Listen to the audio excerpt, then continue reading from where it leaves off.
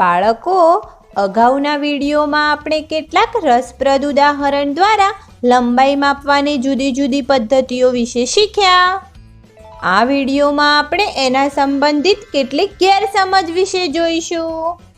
રાજુ અને બબલુ વર્ગમાં લડી રહ્યા છે, પરંતુ કેમ? રાજુ કહે છે તેની નોટ બબલુથી લાંબી છે અને બબલુ કહે છે કે તેની નોટ રાજુની નોટથી લાંબી છે.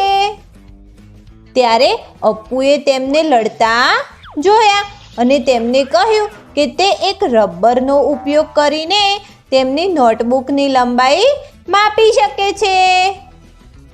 તેનાથી તેમને તરત ખબર પડી જશે કે બંનેમાંથી કોની નોટબુક વધારે લાંબી છે.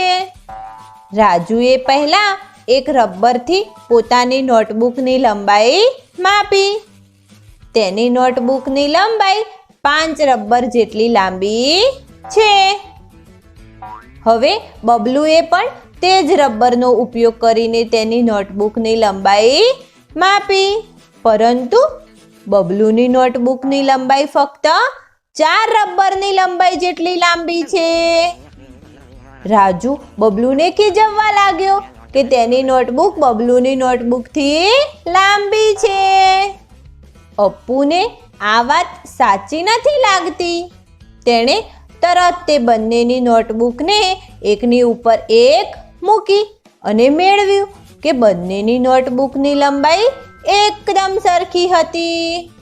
પરંતુ અપ્પુ આશ્ચર્યચકિત થઈ ગયો કે જો બંને રાજુ અને બબલુએ એક જ રબરથી પોતપોતાની નોટબુકની લંબાઈ માપી તો બંનેના માપ અલગ અલગ કઈ રીતે થયા? બાળકો, શું તમે જણાવી શકો છો આ કઈ રીતે થયું હશે?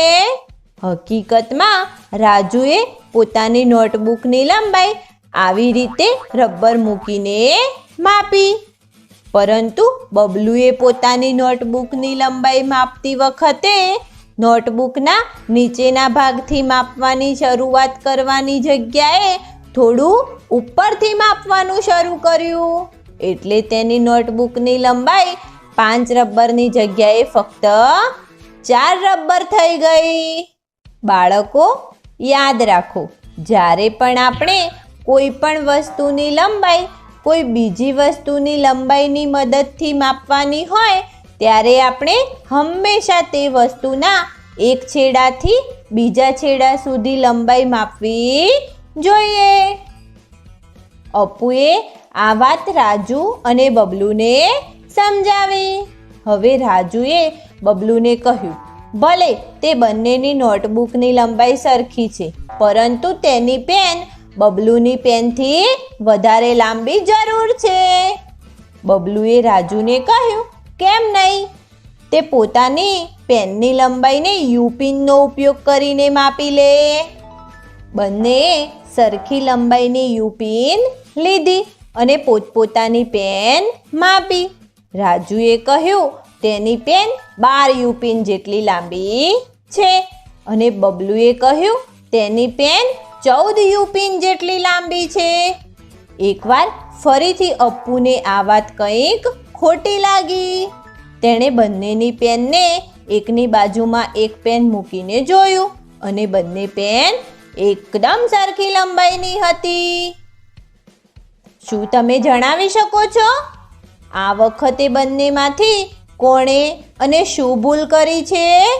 આવો જોઈએ. રાજુ અને બબલુએ પેનની લંબાઈ કઈ રીતે માપી?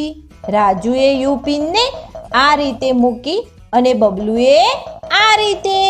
હવે શું તમે જણાવી શકો અહીંયા શું ભૂલ થઈ છે? અરે હા, રાજુએ યુપિન મૂકતી વખતે યુપિનની વચ્ચે ખૂબ જ ખાલી જગ્યા રાખી છે. એટલે રાજુની પેનની લંબાઈમાં ફક્ત 12 યુપિન આવી.